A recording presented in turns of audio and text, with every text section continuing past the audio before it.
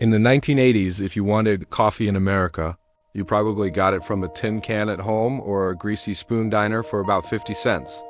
If someone told you that one day, people would willingly wait in long lines to pay $4 or more for a single cup of coffee, you would have laughed them right out of the room. But Howard Schultz wasn't just looking at the coffee. He was looking at the feeling. He grew up in a federally funded housing project in Brooklyn, where he watched his father's spirit get broken by a series of low-wage, dead-end jobs.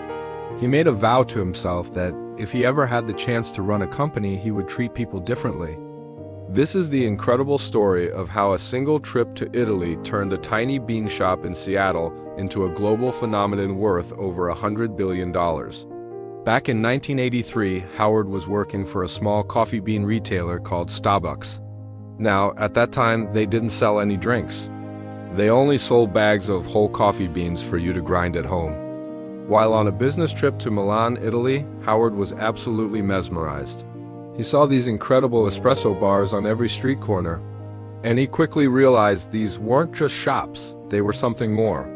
They were the third place. You have your home. That's the first place. You have your work. That's the second place. But the coffee bar was the third place, a kind of sanctuary where people could gather, connect, and just be part of a community. He rushed back to Seattle, his mind racing with this new idea, and he told the owners of Starbucks, "We need to sell drinks. We need to create an experience." But they said no. They were purists and thought Starbucks should stick to being a simple bean store. So Howard did the unthinkable. He quit. He started his own coffee shop called Il Giornale, inspired by his Italian adventure. He poured everything he had into it, and eventually he grew it so fast and so successfully that he was able to buy the entire Starbucks brand from his former bosses, merging his vision with their name. Howard's strategy from that point on was pure genius. He understood that in a world that was becoming more lonely and more digital, people were craving a premium experience. He made sure every single Starbucks location smelled like fresh coffee. He even famously banned smoking and any strong-smelling food to protect that aroma. He introduced barista culture to America, turning the person making your coffee into a skilled craftsperson. But the real secret, the core of his strategy, was how he treated his employees.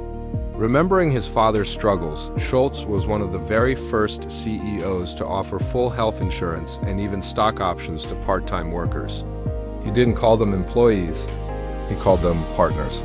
He knew deep down that if the person behind the counter was happy, respected, and felt like an owner, the customer would feel that positive energy, and it worked. By the early 2000s, Starbucks was a global force, opening a new store somewhere in the world every few hours. In the year 2000, Howard Schultz stepped down as CEO, believing his work was done. But without his guiding vision, the company quickly lost its way. It became too corporate, too focused on efficiency and profits. The unique third-place feeling, the very soul of the brand, started to disappear.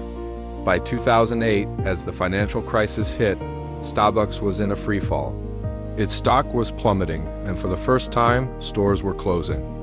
So, Howard did something almost unheard of in the corporate world.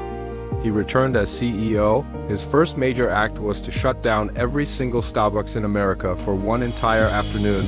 That's 7,100 stores to retrain 135,000 baristas on the art of making the perfect espresso. He lost millions in sales that day, but he knew it was a small price to pay. With that one bold move, he won back the soul of the brand. He proved to the world that a billionaire's greatest asset isn't just the balance sheet, it's the core values that the company was built on. Today, Starbucks has over 35,000 stores in more than 80 countries. Howard Schultz went from a housing project in Brooklyn to becoming a multi-billionaire because he understood one fundamental truth. People do and buy what you do. They buy why you do it. Starbucks never just sold coffee. It sold a feeling, a community, a third place.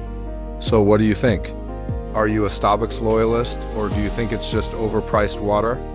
Let us know your thoughts down in the comments. And if you enjoyed this story, make sure to subscribe for more deep dives on the entrepreneurs who changed the way we live. Thanks for watching.